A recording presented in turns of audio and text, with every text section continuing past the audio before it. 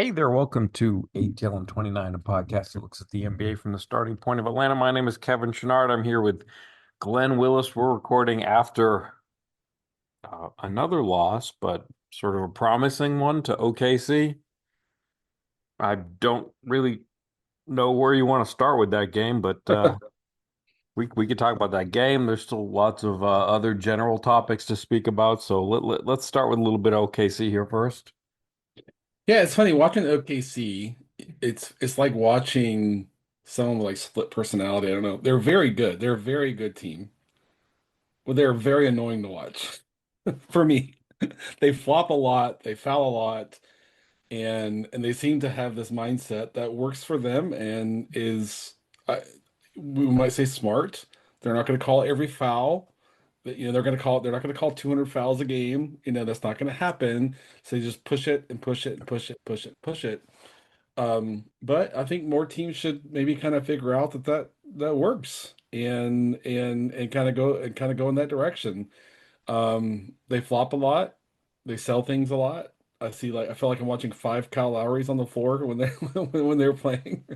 But at the same time, I think you have to realize like they know like they're not going to call every foul, and they make that work for them. They're very physical, and so it's like why can other teams figure that out? Can other teams kind of deploy that same kind of thinking as well? Should other teams be realizing like, hey, they're doing it. I think we can get away with this too.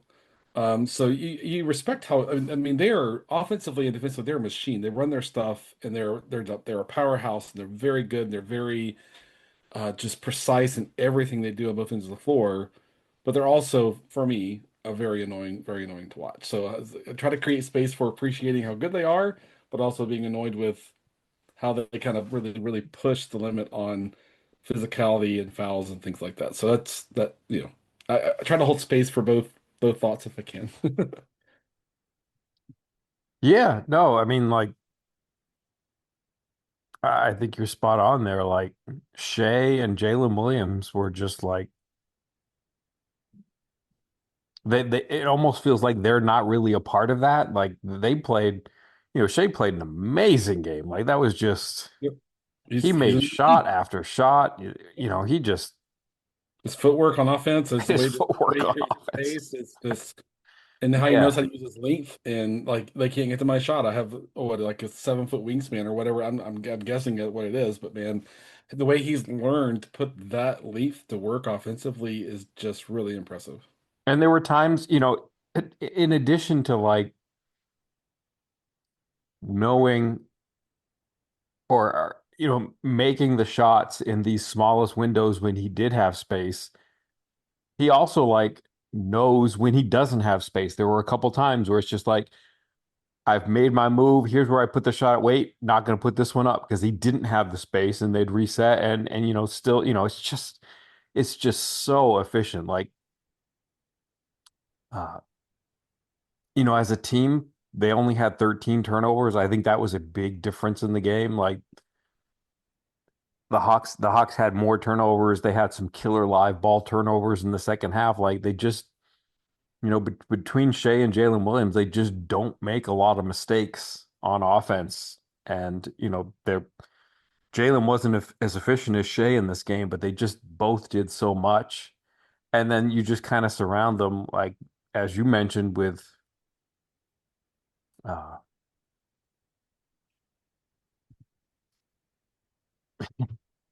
the grifters. But Yeah, even the grifters, other than Lou Dort, like they made some open shots. Like Alex Caruso made all of his open shots. yeah, yeah, Um, yeah. And I mean, Taysom Wallace made all of his open shots. So it's just that was actually a very good. That wasn't just they were playing OKC. They were playing OKC who was playing well. right. And it's just really hard. Yeah, but to me, Lou Dort is the most egregious of all of them. Like he just like he knows he's stronger than basically anybody else on the floor, and I guess you could say like give him a little credit. Not don't want to give him too much credit, but he pushes people around. He's grabbing all the time. I mean, there was a clip going around today around how he sticks his foot out on every 3 point to try to draw fouls, and referees fall for it and stuff like that. So I have a hard time. Again, it's one of those things where it's like, hey, they're not going to call every foul, or I'm gonna do what I can, or whatever. So I have a hard, for me, I have a hard time respecting, a guy who plays like that. I mean, Lou Dort legitimately like tries to injure people, like the way he plays. I think he's the only guy on the roster I think I would say goes that far past the line. Everyone else is like, I'm going to hand check, I'm going to grab, I'm going to get a little pull, I'm going to get a little push, I'm going to get, and they know that like they're not going to call all that stuff. Yeah. But I mean, for even Jalen Williams, like even on a night where he's not efficient, he's pressing the paint all the time with the ball. Like he's trying to get to the rim, trying to get to the paint, trying to Mhm. collapse two, three defenders all the time. And even if he's like 8 for 21 or whatever, he's created a ton of kick out passes to wide open 3-point shooters. And his willingness to just be physical and go down and fight and pull defenders into the paint and create those kickouts creates a ton of value. And sometimes it's a hockey assist he doesn't get credit for, but Yep. he knows what he needs to do and he does it all the time. Shea is getting to the step back, is getting to the 3-point shot, is getting to, those things. And so for a team that kind of knows like Jalen Williams, I'm good at this. I'm good at collapsing the paint. I'm really, really, really strong. Funny little secret, Shea, he's not the most athletic guy in the world. He's a ton of length, but his first step is slow. He doesn't have a bursty kind of athleticism, but he knows how to kind of get a defender on his back heel, on his back foot, and create that opportunity to get that step back. And those two guys just wreck your defense. I mean, because they know what they're good at, and we talk all the time like smart players lean into the stuff they're good at and try to stay away from things they're not good at. And those two guys are the epitome of that, and it's really really hard to deal with. Yep. Uh, let's talk about the Hawk side of things in this game. Obviously, the strategy going in was shoot the ball, Hmm. which is nice to see. I think it had a positive psychological effect on Luke Kennard to know that the literal game plan here is shoot the ball. So, Luke Kennard comes in and gets up 6 attempts from three, made half of them, but like he looked like a different player when he has that shooting mindset. Yeah, and it's just one of those things. If you were on social media, whichever platform tonight, you're like, why can't he be this aggressive all the time? And I think that's a question Hawks fans have. And if you want to go back and like I don't know, find Grizzlies fans on Twitter from the last 2 or 3 years or whatever having the same frustration with not aggressive enough of a shooter, he's the best shooter on this team. And it's not. I mean, Veet's right there. Obviously, Veet is right there.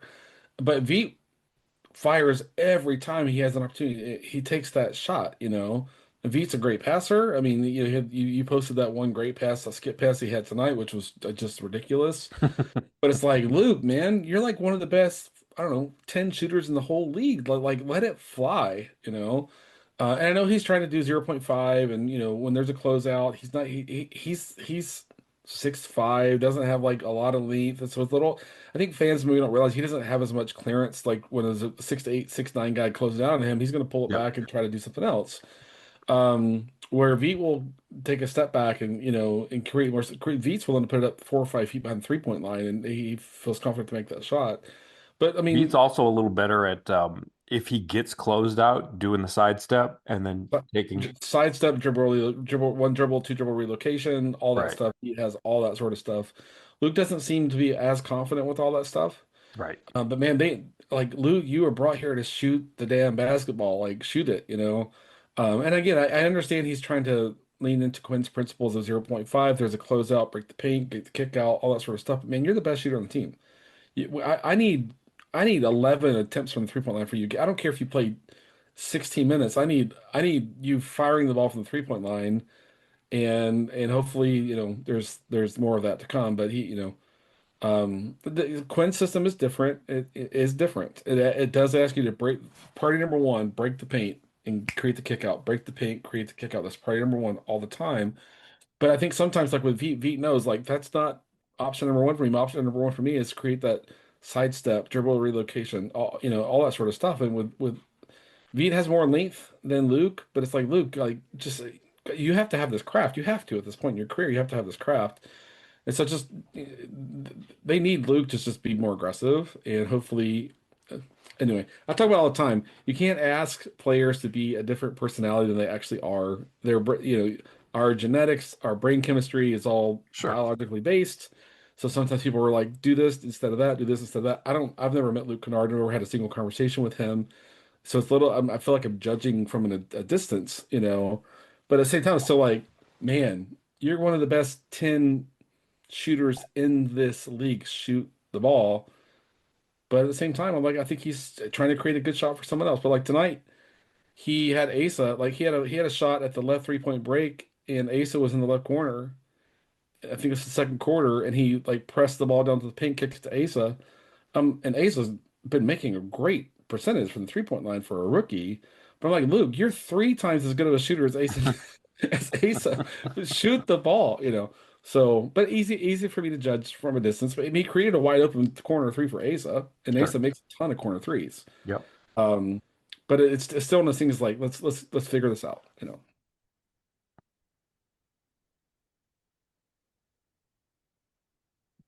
What are your takeaways from watching a game that doesn't have Trey and Jalen in it? So I mean, so I put a thing up on my Patreon a couple days ago. One of the things I talked about was like 12 fixes for the Hawks. I won't go through all of them. But one of the things is like coaches have to make trade-up decisions all the time. All the time. And that's some, and I think I feel like sometimes, you know, as someone who I haven't coached a team in a while. My twin brother still coaches actively today.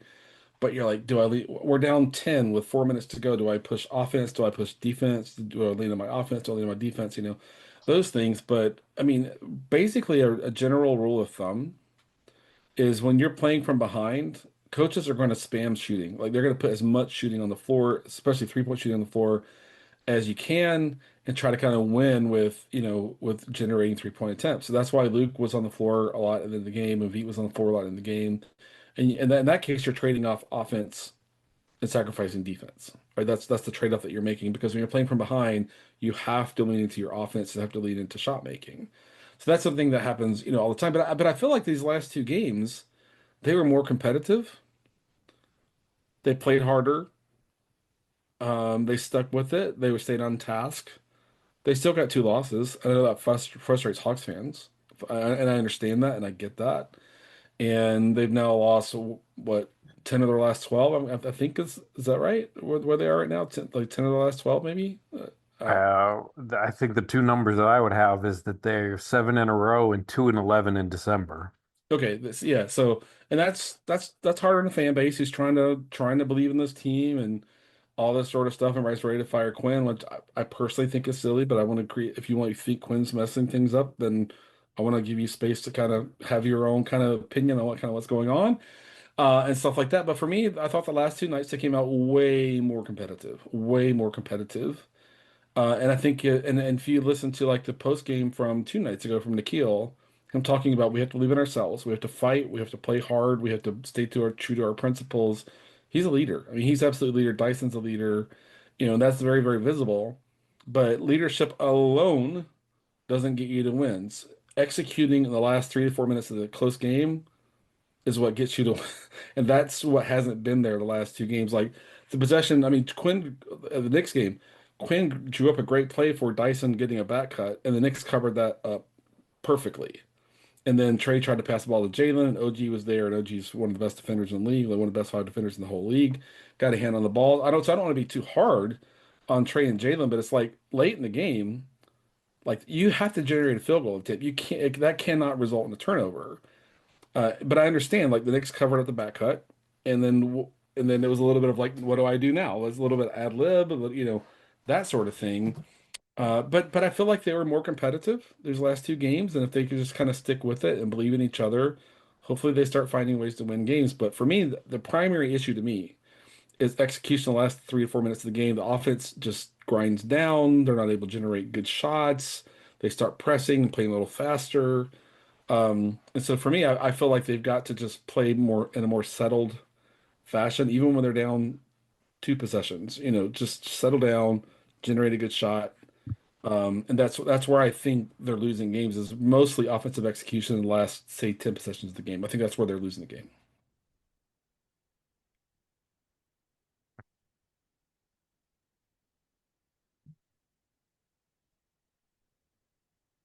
what do you make of Asa Newell on the defensive side? I think asking him to play center is a ridiculous thing to ask him to do. But I also know they only have one center that's available to play right now. So what is Quinn? So if people want to bash on Quinn, I'm like, I'm not going to like go fight that battle with you on Twitter, X, or Blue Sky, whatever. But they have one small forward on this team, and Dyson can kind of slide there, and they can play three guards, and Nikhil can try there, and Nikhil is great with slap downs and creating turnovers. Like the turnover he created on Jalen Brunson at the end of the game was really valuable. I don't know. I don't know what Quinn's supposed to do. I literally don't know I don't know when Kristaps is going to play again. I don't know when we're supposed to think Kristaps is going to play again. Hopefully he's getting close. And I Kristaps mean, helps us offensively. Kristaps helps this team a ton, but I also think Kristaps can't play at the pace that Quinn wants to play. I mean, I think with the illness he has, I think it's a tough thing to ask him to do to play at that pace. yeah. So how do you solve for that? Um, Asa offensively, so everybody like Mo is way better than Asa on defense for sure. Asa is way better than Mo on offense. I mean, Asa's decision making with the ball as a rookie is crazy ahead of his time. I mean, he makes really good decisions, with the ball. But again, that's a trade-off. Do I want more defense right now, or do I want more offense right now? Am I up or am I down? Do I have an 8 point lead? Do I have an 8 point deficit? And so Quinn is in this position of having to swing towards the thing that's going to get his team back in the game. And I think sometimes fans don't appreciate that. Ace is going to be really good. He's going to be really, really, really good. Asking him to play center as a rookie is insanity to me. But there's no one else to play center. So what is Quinn supposed to do? Yeah, I mean, you say that there's one small forward and one center. What's he supposed to do? But like, he could play his small forward more than 23 minutes. Like, it makes such a huge difference on rebounding that probably in this game, especially, there was no Isaiah Hartenstein. That maybe wasn't as big a factor as it would be in some of these other games. But, you know, Zach makes a big difference on the defensive end. He makes a big difference especially with defensive rebounding. Mhm. Can he play more? I mean, to me, it feels Yes. there's a symmetry, right? There's a symmetry of, okay, Quinn gets here and Nate's gone. And the thing that was just totally perplexing about what was going on with Nate McMillan here is like, what are they going to do with Jalen?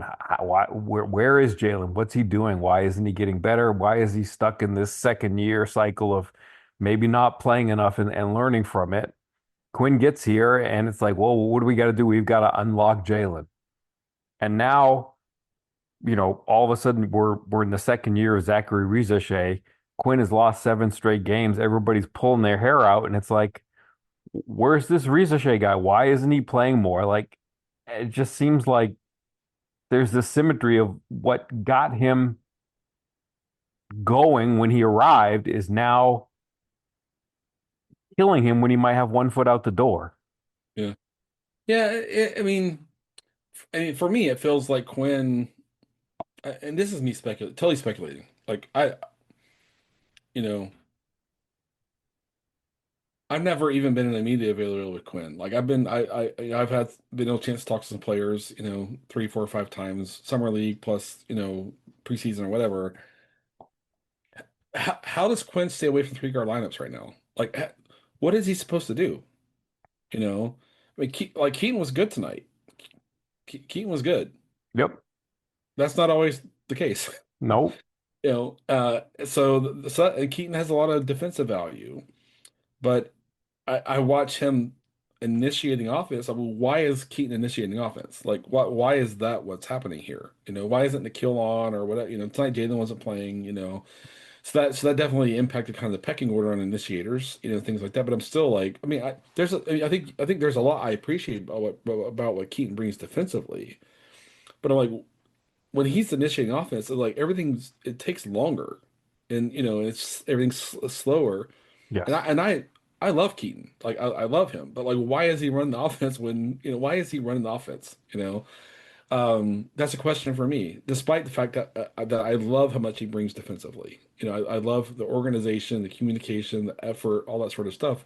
But still, why am I watching him run 13 possessions in a row or whatever of initiating the offense, and all of a sudden we're at 13 on the shot clock before we really get anything kind of into motion? So that's frustrating to me. And it must be, you know, and he's I mean, he knocked down 3-point shots tonight. That helped. In the stretches they didn't have other guys in. But that's sometimes there, sometimes not there, and that sort of thing. And I want to root. I mean, he's easy got to root for. He plays hard and he has the culture you want and all this sort of stuff. But I'm like, why is that? And again, no Trey, no Jalen, so slim pickings on who can run your second unit offense. On that sort of thing. But for me, it's like, I get it. I understand that Quinn didn't have a lot of options. So for me, it's like I know fans are frustrated. Like Quinn's rotations suck. Why are we watching three guard lineups? You got five front court players available on this roster right now. What do you want him to do? Yes, Ansi, Ansi, I know fans think you could just like call some team and make a trade like right now and they're just going to agree to it. Trades take weeks to negotiate and get to where you need it and all that sort of stuff. It's trades in the middle of the season are hard. They're really hard to do. But I also feel like they need a center. They need whether it's center or small forward, they need a sixth guy who can play in the front court and kind of give them what they need. But I also think fans sometimes think I can go on the trade machine, mock a trade, like look, this works. This work. Like that doesn't mean that Ansi could just call whatever and like talk the other team into the trade. That's not how it works. So this can take some time. But I do feel like they're at a point with all these losses that they need to be really, what's the word I want to use?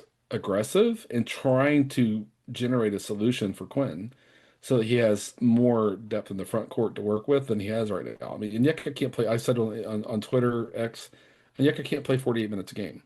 That and I think they're running a ton of risk with him physically, a ton of risk with him physically. And so I feel like they need a solution. But again, I think fans think trades are easy. They're not. In the middle of the season, they're not. they're not. And actually, you're bringing up something that I kind of wanted to address, which is like, they did make a move to sort of triage things, I guess, a little bit, in that they, took Malik Williams, who was one, basically the starting center in College Park, and, gave him a two-way contract so that they do have another player. He's not a young guy. I think he's 26, 27 years old. He will give you, 3-point shooting and, hopefully some defensive rebounding if you ever really needed him to play. I don't think he's the world's greatest rebounder. I don't think he's the world's greatest 3-point shooter. I think the numbers kind of bear that out. And then, but, if you watch some of these College Park games, I don't think there is a whole lot else there. I Yeah. would suspect that they really don't want to use him in any situation at all. Yep. And I don't think that's a good enough move at this point. Like you Yep. mentioned, like trades are hard, but I feel like there were much better ways to try to triage this. Like, find somebody on somebody else's G League team who you could go get. Like go get Skal Labissiere or somebody. Like he's a better player than Malik Williams is. Like you've got an open roster spot. Like you've just got to get somebody. Like there was it's funny you were talking before about like the physicality. And like Lou Dort just does things that are just abhorrent. But like the Yes. other thing that I think they do is like when the ball goes up in the air, like they're just going to go into space and it doesn't matter if you're there. And so there was a play with like a minute left where Dyson throws a terrible inbounds pass and puts way too much air under it for a Kongwu. And it's like, oh God, is a Kongwu going to be out for a month because he landed weirdly and sprained his ankle. And basically what it was like Casey Wallace just ran, the ball's up in the air. So, it's the kind of play where you don't have possession yet, and he just kind of runs through and kicks a Kongwu in the foot so that he doesn't land cleanly on his foot and turned his ankle a little bit but stayed in the game. But it's like OKC does these plays where like anytime the ball's in the air, they're just gonna run and go through whatever they want to go through, even if that's you. Yeah, they push and grab. Like there was a play, I don't know, like 2 or 3 minutes left, where a rebound came, a Hawks possession offensively. A rebound came down to the left corner, and Caruso just like went right. I can't remember which Hawks player it It was, but was just went, Veet. It was absolutely Veet. I remember the and that exact was play. absolutely a foul, completely a foul. 100% a foul. Didn't call it, Veet's going and straight up, and yeah, Caruso's going, east-west right into him. yeah, and no foul call, and I feel like, I mean, it was Jenna Schroeder and Ashley Moyer and Mark Davis. And pretty good crew. But Yeah. OKC like changes the baseline. Like they just like challenge everything that you do as officials. So tonight, like I want to say, like I respect the crew they had on the floor tonight. But at the same time, OKC is like, you're not going to call 200 fouls in this game. You're going to call 70 fouls, like whatever. But like that play where Caruso just absolutely fouled beat on that play. What do you do? You know, Yeah. what do you do? But, you know, uh, just to go back to the what we were going before we digressed, like they don't have center depth and they need to get it before it's like full on crisis mode. Like this has gone on long enough. They have gotten very lucky with Okongwu's health, Yeah, given what they have put him through, and they need to get another plan now. And the answer is not Malik Williams as a two-way player. I promise you it's not. yeah, agreed. So it's like one of those things. Like, are you waiting for some team like Charlotte or whoever to completely separate from the rest of the Eastern Conference or Western Conference, whatever teams are at the bottom?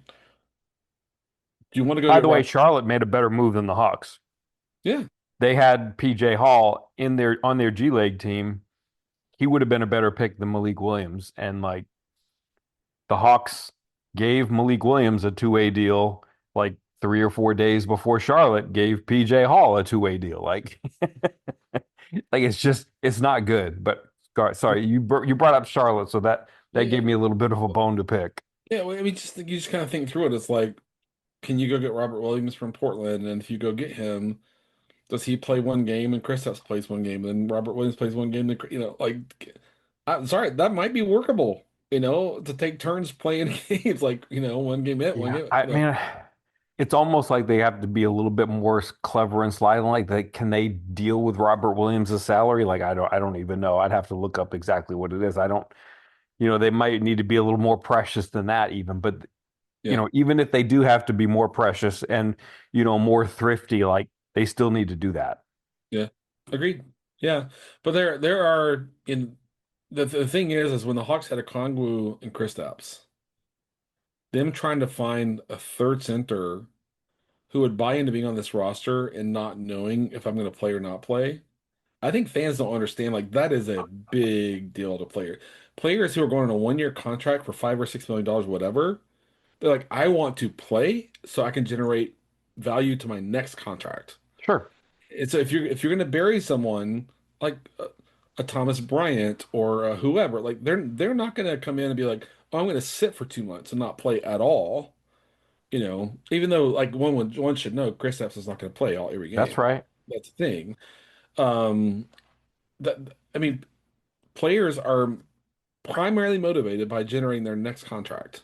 That Sure. is That does absolutely, that, but that shouldn't be that hard of a sell behind Porzingis. Like you just know yeah, that there are games there. Like any aspiring, any third string center who shows promise and wants a chance at a higher level, like that there are 30 games at least waiting for you as a second string center. Like you're going to get some rotation minutes. So like and Dante was fine. Like that's a good plan. That did not work and now it has been too long since everything has happened to him.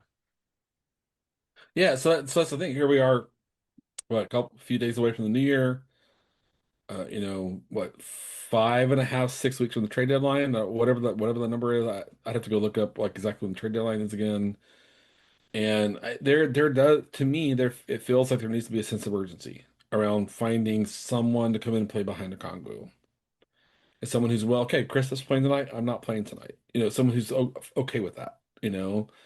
And but knows like Chris is going to play every game. So I'm going to have my opportunities to get 18 minutes or 17 minutes or whatever in a game and kind of show what I can do. The small forward position bothers me a little less because yeah, Dyson and Nikhil they play up pretty well size wise to that. For me, like Quinn has playing Asa at center, no, never going to work. Playing Mo at center, especially if you're going up against another team who has a ton of size, like Nurkic or all the big centers, Zubac, all the big guys, never going to work. But at the same time, I want listeners to understand making trades in the middle of the season is hard. It's hard to do. Other teams are trying to maintain their roster and maintain their rotation and not just give someone away you know, and so, honestly, I mean, it's funny. Like you go back to on ESPN, they had a poll of which front office had the best summer, and like 60% said the Hawks because they got that pick from New Orleans. The New Orleans Milwaukee pick. That was like what they valued a ton. But man, I feel like Quinn has no solution in the front court, like just none. And I love what Asa does offensively. I love it. I love what he does offensively. Asking him to play center for 12 or 14 minutes a game is death. It's, he's asking him to do that is unfair to Asa to me.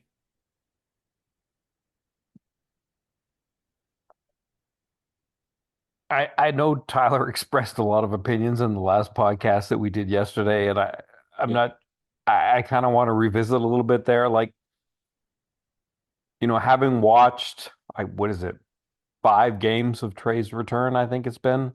hmm How do you feel about it? Like, because, in a way, the Hawks are at a crossroads now. There are big decisions to be made because, you're coming up on the tail end of his contract. Like Yep. he's got the player option Yep. for next year, and so it's time to decide. Like, are you in or are you not in? Yep. And is this a team to be made in Trey's image or not? So I think it's so there's a couple of things. So when I went on Locked On Hawks and did the Trey episode, like the a capsule with Brad, one thing I said was I think Trey is allowed to feel like he values himself at whatever level he values himself. I think Trey deserves that. Trey's given a ton to this organization. He's become a really strong leader, especially the last 2 seasons. But at the same time, like if you're going to build around Trey, you got to have a lot of size 2-3-5. You have to have a ton of size 2-3-5, and they don't have that right now. And so and I think when we talked with Tyler in the last episode, I talked about how the Knicks, like, hey, we have Jalen Brunson. They list him at 6'1". He's like 5'10" and a half. He's like 5. He's like, but they went out and got OG. They went out and got Mikal Britt. Like they're like, okay, we have to be big 2-3-5. And that's why they're winning a ton of games right now, is because they are big 2-3-5. The Hawks built an offensively oriented roster coming out of the summer, adding Luke, adding Nikhil, who's been a revelation on offense, really. Jalen has taken a big step up. But defensively, they just don't have enough defensive juice on this roster. And so I feel like Hawks fans like just go look at what the Knicks did to put around Jalen Brunson to make that work. Hawks are a long ways away from having that kind of roster construction. I love Trey. I have a lot of appreciation for Trey, but the Knicks figured it out. Like, oh my God, we have a small, non-athletic point guard who is masterful in offense, all NBA level offensive player for sure, right? But we got to be big 2-3-5. We got to be big 2-3-5. The Hawks are not. Like Dyson was a great addition. McKill is a great addition. Luke, can you put Luke and Trey on the floor together? Like, how do you navigate that defensively? Right? That's a huge challenge. If you're big 3-5, you can cover it up. The Hawks are not big 3-5. And so I feel like they have a lot of iterating to do to figure out, like, okay, if we're going to invest another 4-year contract in Trey, we got to figure out our defensive makeup two through five like the Knicks did. And the Hawks are a long way away from having that figured out. Like Jalen's not good enough defensively for what you're getting. And now the offensive work, you appreciate what he's generating offensively, but you can also say, I need more defensively from you, you know? And so I feel like the Knicks nailed the blueprint around Jalen Brunson. I feel like they have absolutely nailed that blueprint around Jalen Brunson. The Hawks are not are a long way away from having that figured out to me, and I can say that with me having a ton of appreciation for what Trey's given this franchise this whole time here. But it's not on Trey to figure out getting the right rest of the pieces around him so that it works defensively. That's not on Trey to figure out. That's on Ansi and the rest of the group to figure out, in my opinion.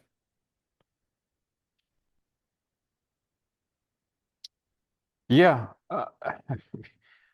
Yeah. I guess the confounding factor there is that they're not going to have the financial flexibility to do that. Unless Trey concedes something. And I'm not here to say he should or shouldn't. I'm not going to judge Trey on that, right? But Jalen Brunson did. I know Hawks fans want to be like, well, Jalen Brunson did it, you know. I'm not going to judge Trey's decision one or the other, you Yeah, I know. mean, So I definitely didn't do my homework on the Knicks payroll before we started this episode, so I can't even speak I can't speak on that with any authority.